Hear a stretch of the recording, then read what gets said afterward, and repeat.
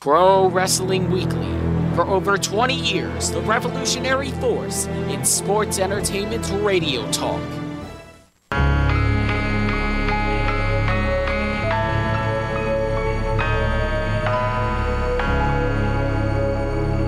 Is cooking. WBCB presents Pro Wrestling Weekly, the longest-running pro wrestling radio talk show in the history of terrestrial radio. And he's obviously Michael Cole. Call in with a question or comment at 215-949-3232 or 888-922-2149. You really do sound like a grizzled old vet. Is that where you were going with there? Yes. To not get you in trouble? Oh, I'll get in trouble at some point. Believe me, I'll do something. Well, to keep you out of trouble in this case, at least. And now, here are your hosts of Pro Wrestling Weekly, Fearon Derry and Lucas DeSangro. Ooh, I'm getting good at this radio thing. Yeah! It only took you 5.5 years. I'm not good at it yet. I'm starting. Yeah. Only slightly. Slowest escalator upward. Shut up!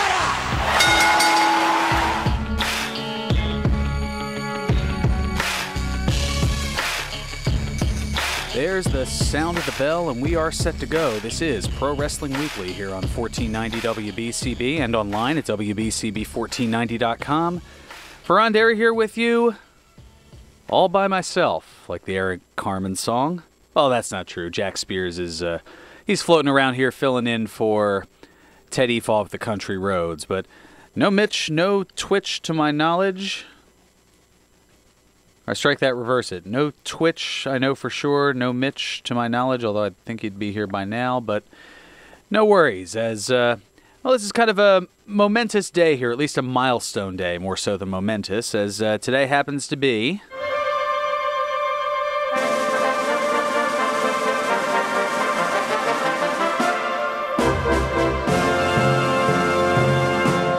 my 500th episode of Pro Wrestling Weekly since taking over back in March of 2009. Where the heck does the time go? Yeah, I just kind of wanted to use the fanfare too. But we have a lot to get into. Tonight is the long-anticipated all-out pay-per-view for AEW, and I know that a lot of people are looking forward to that. I'm certainly intrigued by it. And we get a little bit of AEW news to talk about, some WWE news, some things that we didn't get into last week while we were out on the road. And thanks those of you who came on out to join us at the Langhorne Pet Fair. That did get sprung up on us a little bit last minute, but certainly was a goodie. And yeah, a whole bunch. We'll even kind of go across the grid and get a few other different things going on here. Some Impact stuff. As well. So a lot to get into here, and it's kind of a where exactly do we start? Well, I guess we can get into, since All Out is tonight, we'll give AEW some top billing here, as they certainly have a few things to talk about. Something that we had missed mentioning last week, that they have revealed 2 more host cities for the AEW on TNT series. They'll be in Pittsburgh, Pennsylvania at Peterson's Event Center on October 23rd, and in Charleston, West Virginia at the Charleston Civic Center, October 30th. And the listed capacity for that Peterson Event Center is 12,000, a little over 12,500, and the Charleston Civic Center capacity 13,500. So they're going a little bit bigger. I'll be intrigued to see how they do in a little bit smaller towns, as these kind of are, at least in comparison to DC and Boston and Philadelphia. So they're kind of stepping back a little bit with Pittsburgh. Charleston, not exactly a major city, but it's kind of interesting to see, I mean, what exactly is the vibe in, let's say, West Virginia regarding AEW? I mean, I know that around here it's definitely a mixed bag, and we love wrestling across the board, whether it's independent, whether it's pro, and everything in between. But you have to wonder, for some of those smaller areas, are they looking forward to AEW? Are they WWE all the way? Is it a little bit of a mix? I'm guessing it's a little bit of a mix, that there's individuals who are looking for a change, and then there's individuals who are just okay with WWE and don't want to stray, don't want to look for any alternative. But it certainly is getting interesting, and things certainly heating up regarding that.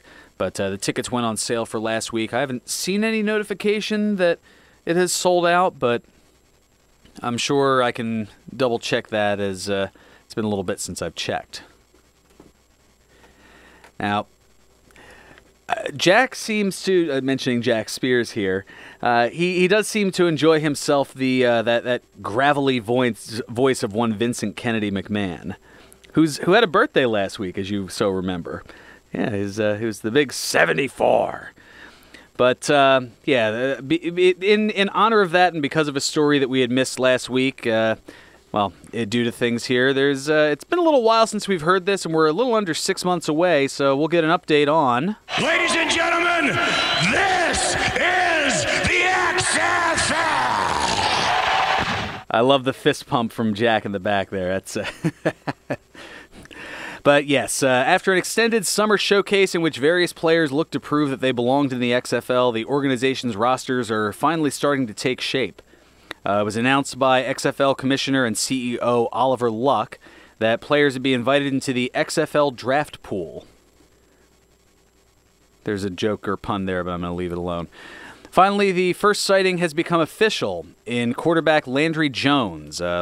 Luck stating in a press release, quote, "We're excited to welcome Landry to the XFL as our first player and first quarterback. He's an accomplished athlete with outstanding college credentials and pro experience, and his heart and desire to play football epitomizes the type of individual we want in the XFL." Now, Jones was a former fourth-round pick in the 2013 NFL Draft by the Pittsburgh Steelers and was with that team from 2013 to 2017. From there, he joined the Jacksonville Jaguars and Oakland Raiders, the former of which he was cut by in May. He also played in 18 games for the University of Oklahoma, throwing for 8 touchdowns over 1,300 yards. And while he was there at the University of Oklahoma, set Big 12 records for passing yards, completions, and touchdown passes. Not sure which team will draft him as of yet. And that was one of the other things that has come out is we now know the names of all the teams and as well as where they're going to be playing. So we'll get into that in a little bit as well. But it also mentions the XFL player draft that will be taking place in October, with each of the 8 teams being allowed to draft 70 players. And those players who accept an invitation must sign a HIPAA release form while also consenting to and clearing a background check. Now, HIPAA, for those unfamiliar, I'm going to kind of delve into my other job a bit here, is it stands for the Health Insurance Portability and Accountability Act. Basically, that's all that privacy stuff that you see at the pharmacies and doctors' offices and everything. So they're basically signing a release form that pretty much the XFL can report on an individual's medical history and not violate their privacy, basically, is what that's about. Little food for thought, little did you know, that sort of thing. Yes, and additionally, following the draft, each player must pass a medical examination and a drug test, and the relaunched XFL season is expected to start in February of 2020, the weekend after the Super Bowl. Good to know. Now, looking here, it looks like they have the 8 teams listed here, so we kind of knew, all right, the cities possibly here. So, first off, there's the Dallas Renegades, as I'm looking here. There's also as I'm scrolling through here, finding out a little bit more about it as we go along here. Okay, they have each of the things as clickable separate things here. There's the Houston Roughnecks, not to be confused with the Calgary Roughnecks of the National Lacrosse League, perhaps? I don't know. And there's the Los Angeles Wildcats, the New York Guardians, the St. Louis Battlehawks, the Seattle Dragons, the Tampa Bay Vipers, and the Washington, D.C. Defenders. So Philly couldn't quite get in the mix, but it's New York to the north, D.C. to the south. That whole redheaded stepchild thing, it's what we do here in Philly. That's why we're so raucous, I suppose. But yes, XFL not too far around the corner, and it'll be interesting to see how it does as compared to, the predecessor XFL back in the day, as well as the AAF that had a very, very short-lived duration. But yeah, they're dare I say, going all in for it, to say the least. And as I look here at the various arenas here, they have coaches for all the different teams, so that's kind of interesting as well. Probably the most notable of them, Bob Stoops, who I believe was with Oklahoma for a really long time, if my college football knowledge, which is rather minimal, serves me right here. He's going to be managing the Dallas Renegades, and then they're going to be based in Globe Life Park in Arlington. That seats about 25,000. In Houston, they've got the TDECU Stadium that's on the University of Houston's campus. That seats 40,000. And the Los Angeles Wildcats, they'll actually be in Carson, California. That's where the LA Galaxy, that's where they normally reside for the, Major League Soccer, I believe. And that'll have about 27,000 or so. Seattle, they've got CenturyLink Field, which houses not only the Seattle Seahawks, but also the Seattle Sounders Football Club, another MLS recognition there. A lot of these are pretty much soccer, some soccer fields and some football as well. The New York Guardians are actually going to play in MetLife Stadium, interestingly enough.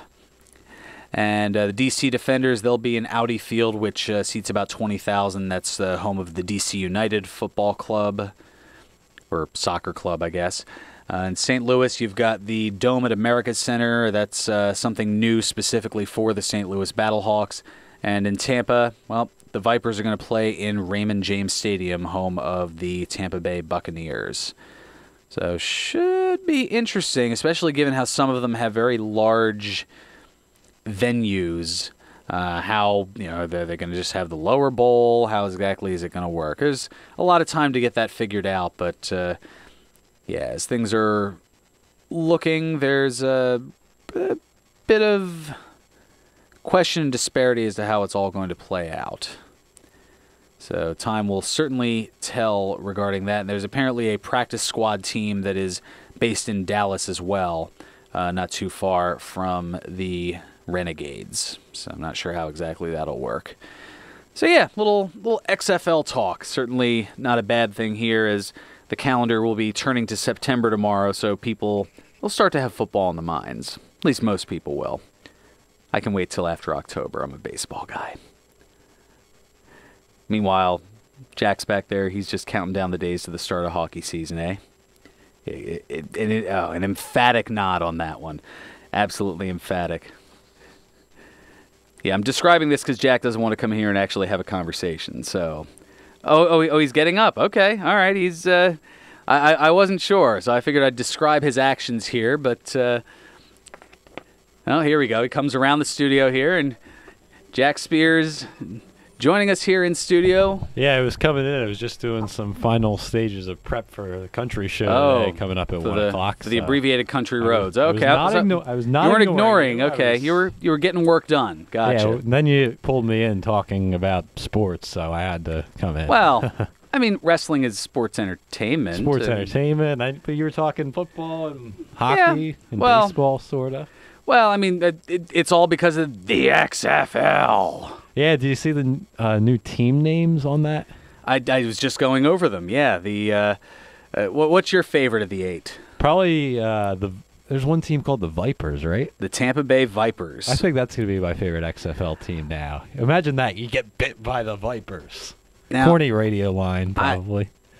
Well, you have to wonder, and this will be an interesting, because there's so much of a tie-in between the XFL and WWE. I mean, the Viper is the nickname of one Randy Orton. You wonder if there might be any advertising crossover or something, or is Vince just going to leave all well alone? I mean, you could technically do the same thing with the Dragons and get Ricky Steamboat out of retirement, Ricky the Dragon Steamboat. Maybe. I mean, that's... Imagine they have like ads on the uniforms in the XFL. I mean, that's something that has... It's... I'm looking to see if there is anything regarding that. I mean, I see that there are some different rules that they're talking about, including testing the idea of a forward lateral rule. Ooh, I like that. Yeah, fair catches not recognized, which is kind of interesting. That's dangerous. Yeah, the kicking team must give the returner 5 yards of space to recover and return the ball. That's a carryover from the original XFL, but is also used in the CFL. Oh. Yeah, This will be, I think no matter how this does, it has to do better than the AAF about a year ago.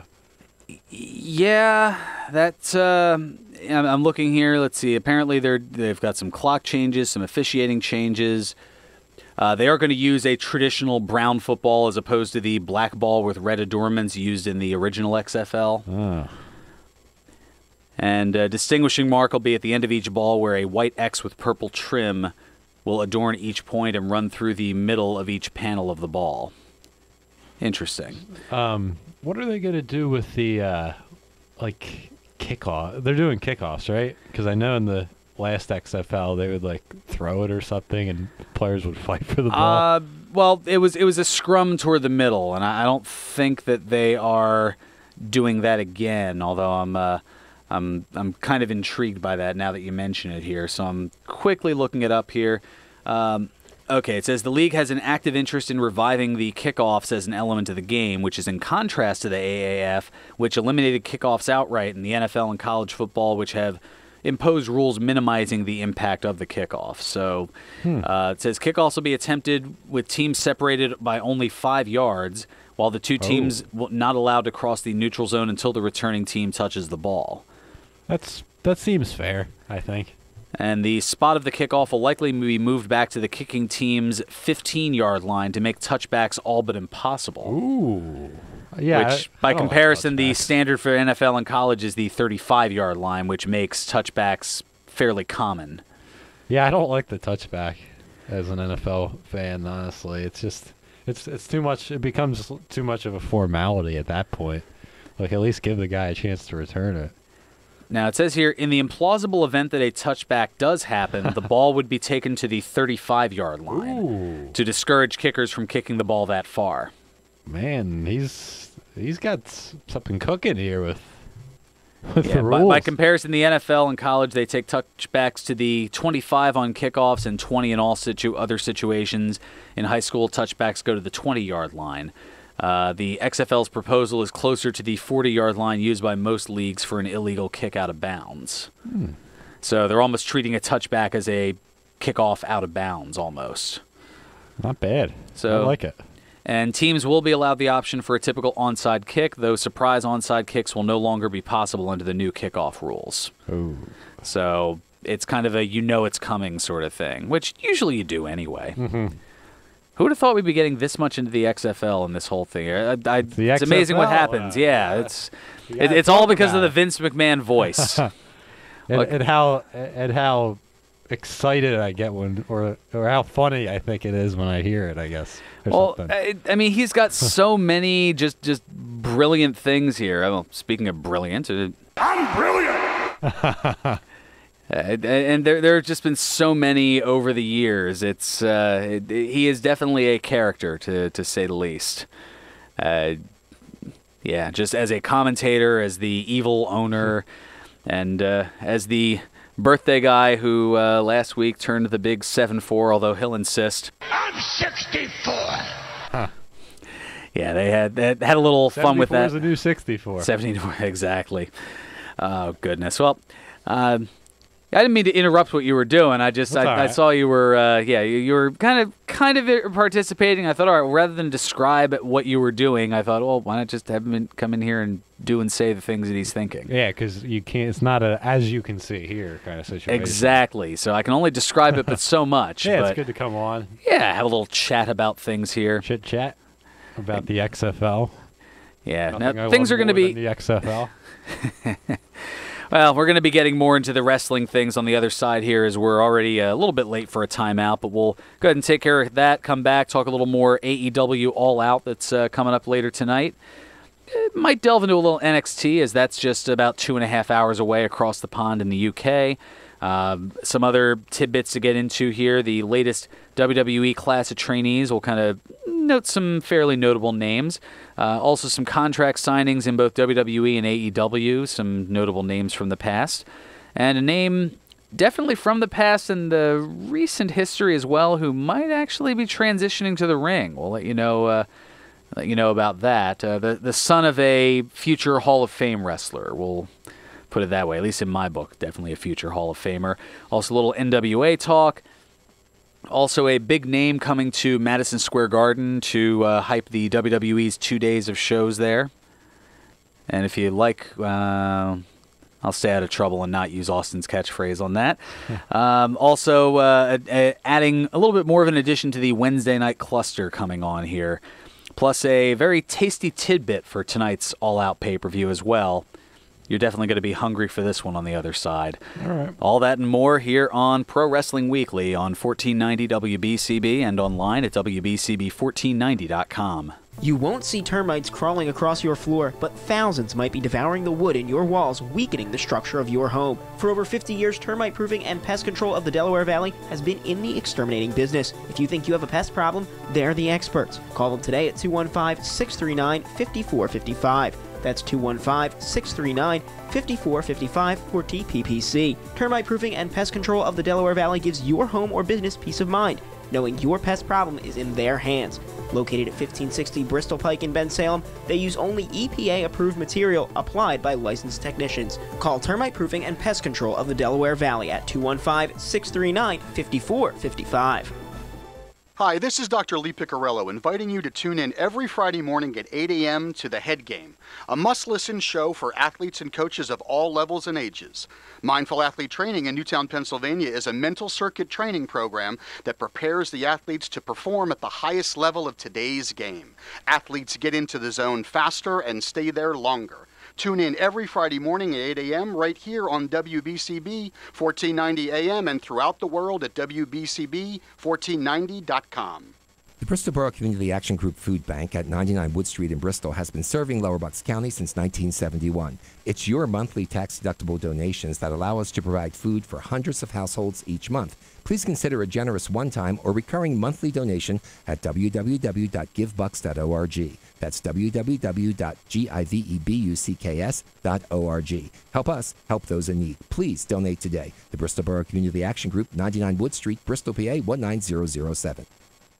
Quick, without looking at a clock, what time is it? The answer's really easy and delicious because it's always pie time. Tasty Cake takes the time to bake each Tasty Cake pie with a tender, flaky crust in its own individual tin. With favorites like lemon, cherry, and the one-of-a-kind Tasty Claire, there's no wrong time to pick up a Tasty Cake pie at a store near you. For a mid-morning treat, for an afternoon snack, or just for the fun of it. It's pie time whenever you reach for a Tasty Cake pie. He's got the Luigi death stare from Fearon, so he might have... I didn't give you the Luigi death stare. That's not true. You're breaking kayfabe. Breaking kayfabe. I'm going to break something else during this commercial. There we go. That's what I like to see. And now, more Pro Wrestling Weekly with your hosts, Fearon Derry and Lucas DeSangro. Are we getting into that controversy again? I know how it feels, and it's not fun. Welcome back to Pro Wrestling Weekly here on 1490 WBCB and online at WBCB1490.com.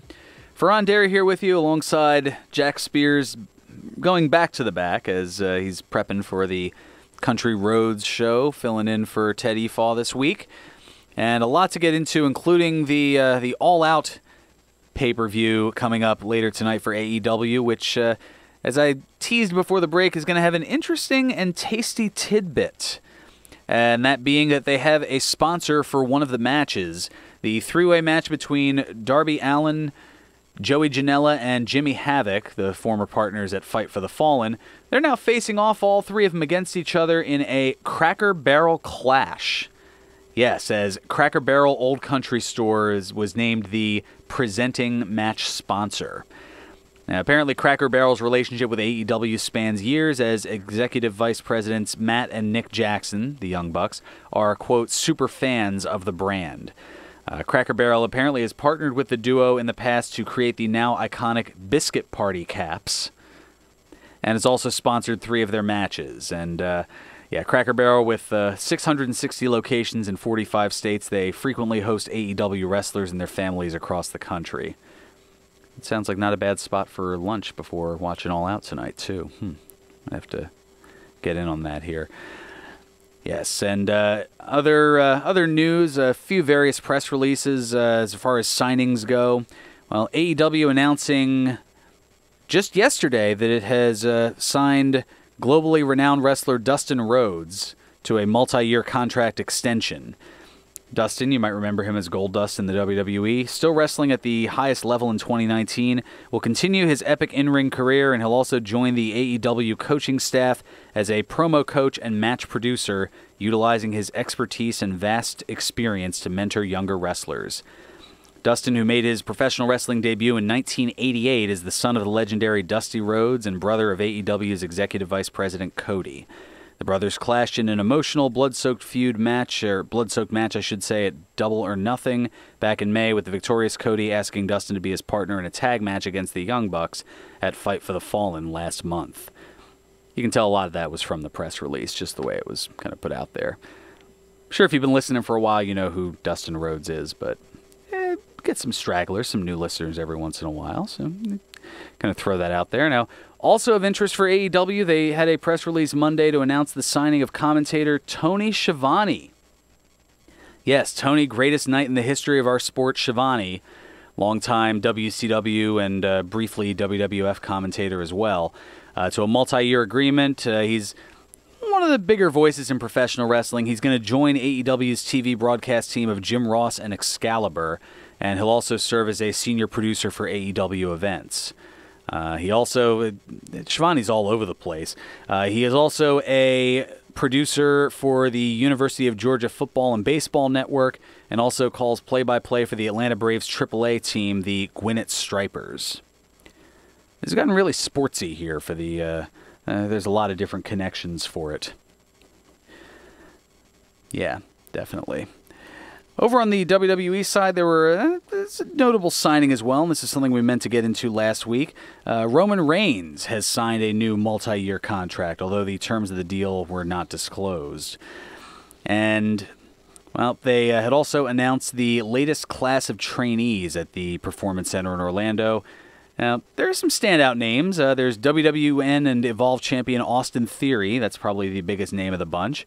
Former Women of Wrestling and longtime independent wrestler Santana Garrett now is part of the Performance Center, as is former University of Maryland football player Tahuti Miles, also former Canadian Football League and Arena Football League player E.J. Nduka, and finally Alexander Jaksic, a former semi-pro basketball player who was trained to wrestle by both Santino Marella and Alex Wright before coming to the Performance Center. So they're getting a lot of different names and folks down there.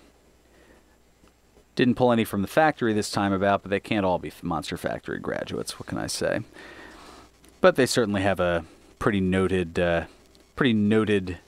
history, I suppose, is a good way to put it. Somebody else who has a bit of a history going way back to when he was a kid. According to the Wrestling Observer newsletter, Rey Mysterio's son Dominic could be returning to storylines and might even be wrestling. And I know there was a little bit where he was in there earlier this year as far as some storylines, making some appearances. Now, the 21-year-old Dominic started training for a pro wrestling career last year and had a stint under wrestling veteran Lance Storm at his wrestling school in Calgary, Alberta, Canada. Yeah, I know. When it's Lance Storm, whenever you say Calgary, there has to be that dramatic pause before saying Alberta, Canada. It's one of those unwritten wrestling rules, I suppose. But yes, the Observer noted that the feeling now is that Dominic is not ready for in-ring action on a stage like WWE, but they hope that he will be ready in 2020. Which, I mean, you figure going way back to what he initially, well, his initial WWE debut. Goodness, that was, what was that? Back in 2005, I want to say, at the at SummerSlam. I think so. It's been so long. I'm trying to remember here. Yeah, because I think he would have been roughly 8 years old at the time, if I recall correctly. I'm just quickly trying to bring it up here. What was it? It was against Eddie Guerrero. That's right. The custody battle, the ladder match for the custody of Dominic. What a strange time it was back in 2005.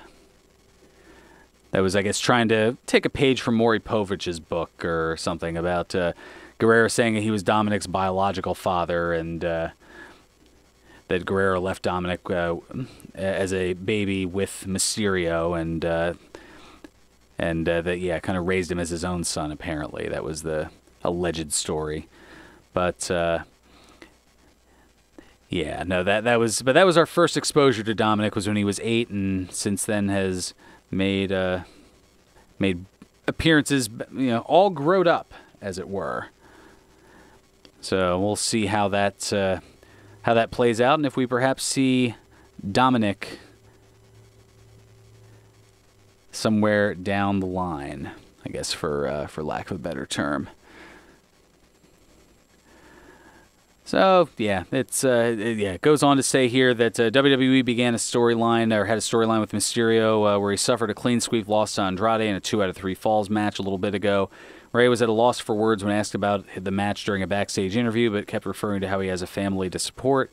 And then Dominic had appeared earlier this year during Ray's feud with Samoa Joe. And he was originally set to be ringside for Mysterio versus Joe for the United States title at WrestleMania 35, but that idea was nixed, interestingly enough.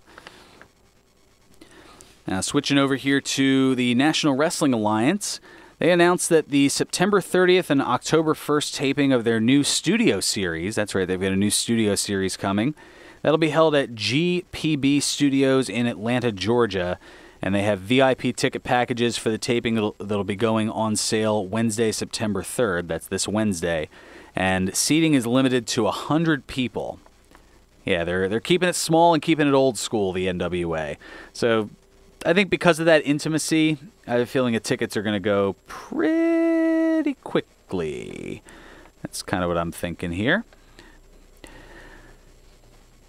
So yeah, I think, just looking to see here as far as the time, I think we'll go ahead and take care of our second and final time out here, and then we'll come back. We got some more news and notes. We got Today in Wrestling History. We got the birthdays. That's one of Jack's favorite segments. Let's get him back in here for that. But that's about 20 minutes away or so. All that and a whole bunch more here on Pro Wrestling Weekly on 1490 WBCB and online at WBCB1490.com. Here's another What's It Worth Antique Minute. Brown is down is a phrase being repeated quite frequently in the auction and home downsizing world. But what exactly does it mean? Brown is down is a phrase many auctioneers use when discussing brown furniture.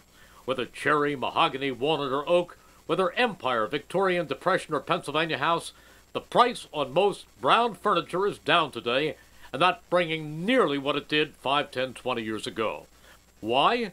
The younger generation simply doesn't like it the way their parents and grandparents did.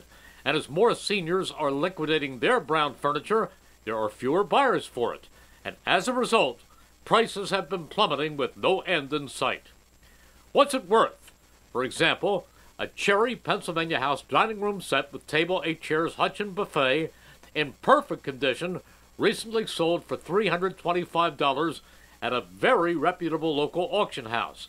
After the auction commission and delivery fee, the family netted around $200. Auctioneer, appraiser, and home downsizing expert Mike Ivakovich hosts What's It Worth? Ask Mike the Appraiser radio show.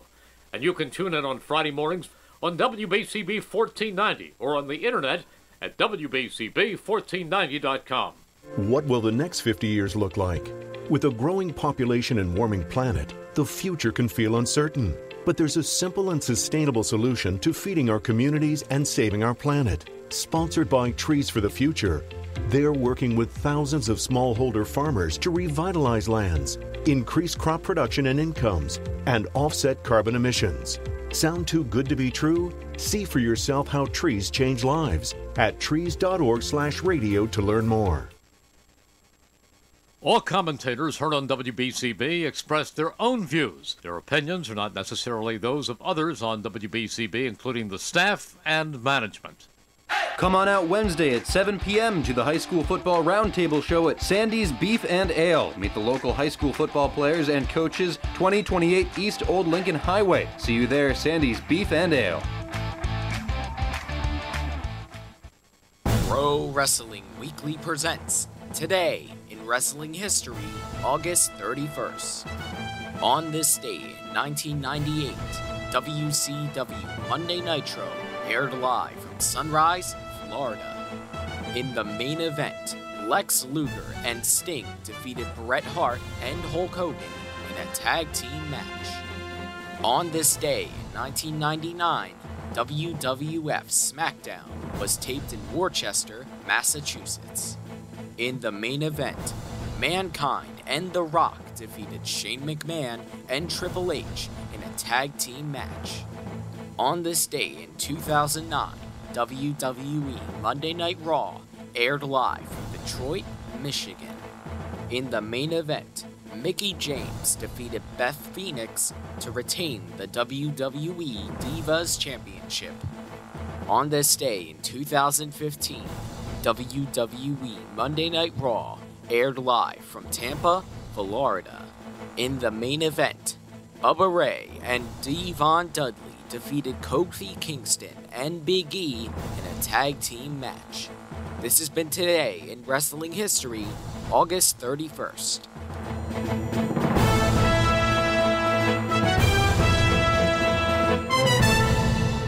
Welcome back to Pro Wrestling Weekly here on 1490 WBCB and online at WBCB1490.com.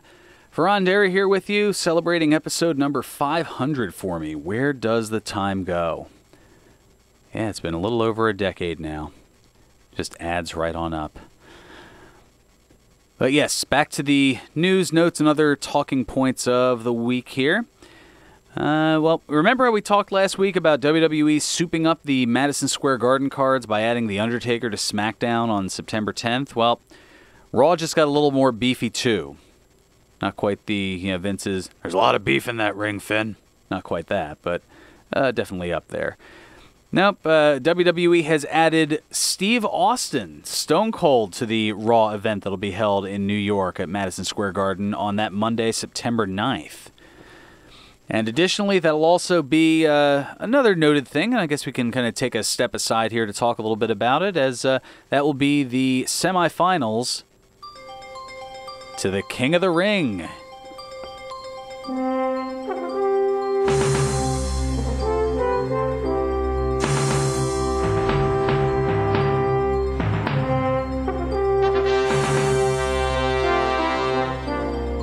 Yeah, I'm just in a fanfare kind of mood today. What can I say?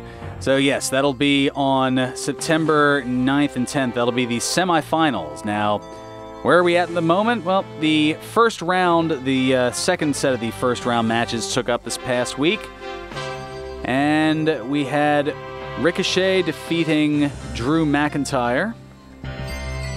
So Ricochet will now go on in the quarterfinals to take on Samoa Joe, and that'll be this coming Monday on Raw, a little Labor Day edition. Also over on the Red Brand, well, Baron Corbin defeated The Miz. So it's now going to be Baron Corbin against Cedric Alexander in that other matchup this coming Monday. Meanwhile, for the SmackDown side, Ali defeated Buddy Murphy, so it's going to be Ali against Elias. And in the Battle of Former Partners, Chad Gable bested Shelton Benjamin, so it's going to be Andrade and Chad Gable. That'll be this Tuesday on SmackDown as well. Emanating in the respective buildings, the Royal Farms Arena in Baltimore for Raw, and then the Norfolk Scope in Norfolk, Virginia. That kind of sounds familiar. It was with the DX and the tank and the whole thing when WCW was down the road. Yeah, Norfolk pretty noted for that.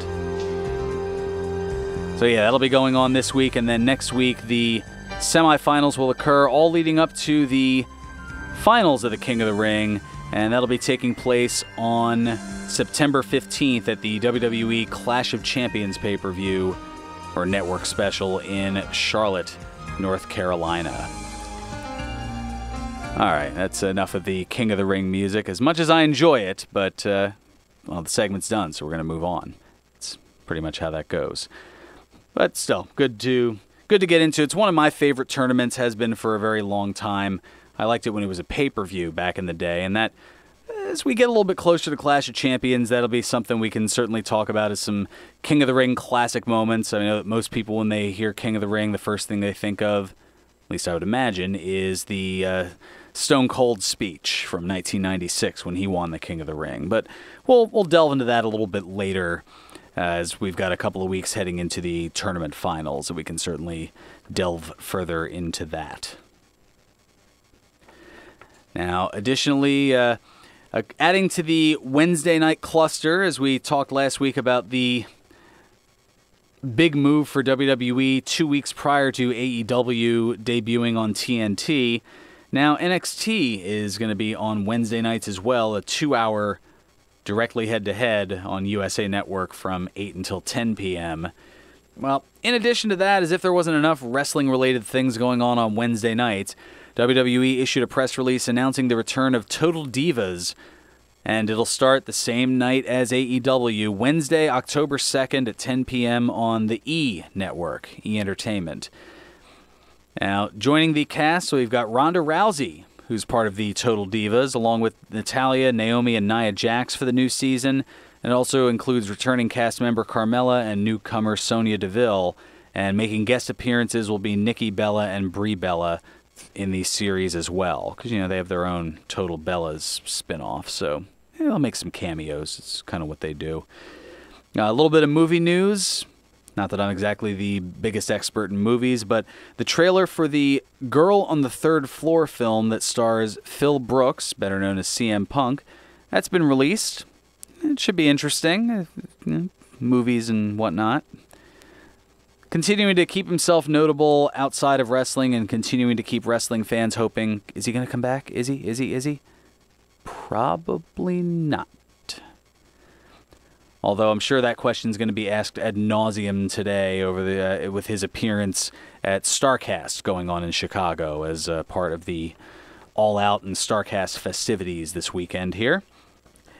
And we'll delve more into that in just a moment. But first, well, Impact Wrestling, they're having a little trouble as far as getting a TV deal here in the States, but at least they're working on getting some international income, as they announced Thursday a new broadcast deal with TAP Digital Media Ventures Corporation to broadcast its flagship weekly show Impact on TAP Edge across the Philippines beginning this September. Yes, the Philippines. TAP Edge will also broadcast all major pay-per-view events, including the annual extravaganza Bound for Glory, which will take place on October 20th in Chicago, Illinois.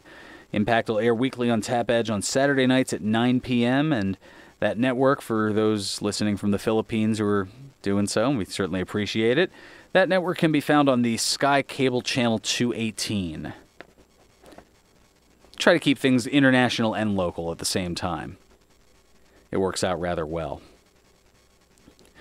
Something else that at least is hoping to work out rather well, speaking of Starrcade, well, Jon Moxley, we talked about it last week, the huge infection based on the injury that, is forcing him to be out of tonight's event. Well, he was also forced to pull out of his scheduled appearance at StarCast due to that elbow infection, so he was not able to make it for that. His segment at StarCast, though, replaced by Turner Memories. That's right, Turner Memories with Jim Ross and Tony Schiavone as they look back on their days working for Turner Sports while employed by WCW. So a lot of stories, I'm sure, to be told between those two, as they were basically the voices of their respective organizations, WWF and WCW, during the Monday Night Wars. And they did work together in the early 90s with WCW, so I'm sure they have a lot of stories that are to be told, and should be a good time to check out if you're out in that area in Chicago, or if you have the, I believe it's the, what is that streaming that they're doing there? I think it's Fight. I think is where they got that. Technology, it's not my friend. What can I say? I don't know. It's kind of hard to get into. And then one other bit here, WWE issuing a press release announcing the new advertising campaign promoting SmackDown moving to Fox on October 4th. So a lot of changes in the works here over the course of the next 5 weeks here. As actually, yeah, we're 4.5 weeks away from all those changes, almost 5 weeks away, a day removed from 5 weeks away from SmackDown making the move from the USA Network over to Fox and everything associated with it. So to help with that move, Fox Sports is setting the stage with the We're All Superstars campaign launch. It's an interesting little 30-second promo spot. It shows a wide range of everyday and celebrity WWE fans embracing their inner superstar, whether it's a grocery store clerk, a spelling bee winner, kids at the swimming pool, and a whole bunch more. The Fanatics imitate their favorite WWE superstars' signature moves, celebrating the WWE's outsized influence on pop culture. As it notes here, WWE superstars Stone Cold Steve Austin, John Cena, Kofi Kingston, Becky Lynch, Ric Flair, Charlotte Flair, The Undertaker, and The Rock, together with celebrities including Snoop Dogg, Gordon Ramsay, as well as athletes from across the sports world, are featured in the campaign. So a little interesting. It's not exactly Don't Be a Bully, Be a Star, but it's We're All Superstars. So I wonder what kind of superstar Jack is. Just gives me a sheepish grin. Almost a grin of, leave me the heck alone. I've got a show in 10 minutes. Okay, maybe not. Well, yeah, it's all right. Show in 15 minutes because, the news and all that. Well, all right. We'll come back to you in a few minutes because, I'm going to be in here for birthdays, of course. Yeah, he is looking forward to that. So we have the all-out pay-per-view coming up tonight. So 10 matches set on the card. The pre-show matches, there are 2 of them. There's Private Party taking on Angelico and Jack Evans. Got a chance to check out a little bit of Fight for the Fallen. Certainly should be an interesting matchup. Also, the Casino Battle Royale makes a return, although this time it's 21 women, and that will determine the number 1 contender for the inaugural Women's World Championship scheduled for AEW on TNT October 2nd. So a lot at stake for that one. Also in action, you've got Luchasaurus, Jungle Boy, and Marco Stunt against SoCal Uncensored, Scorpio Sky, Frankie Kazarian, and Christopher Daniels. Also got Darby, we mentioned earlier, the Cracker Barrel Clash, Darby Allin, Joey Janela, and Jimmy Havoc in a triple threat match. There's also Riho against Hikaru Shida. Hopefully I'm not butchering the pronunciation on that. And then some of the more upper tier type matches here. Not that the others aren't, but should be interesting. Certainly a personal feud between Cody and Sean Spears, formerly known as Ty Dillinger. And how will Tully Blanchard come into play, as he is providing managerial services for Sean Spears, and Tully certainly has a history as the Four Horsemen of which Tully was a part back in the 80s. Certainly had rather bitter feuds with Cody's father, the late Dusty Rhodes, the American Dream. So definitely a little bit of history there. Yeah, Cody was in diapers when all that was going on.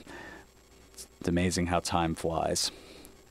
Also, the Lucha Brothers, Pentagon Jr. and Rey Fenix, they're defending the AAA World Tag Team Championship against the Young Bucks in an Escalera de la Muerte match. Better known as a ladder match. But, AAA, Mexican.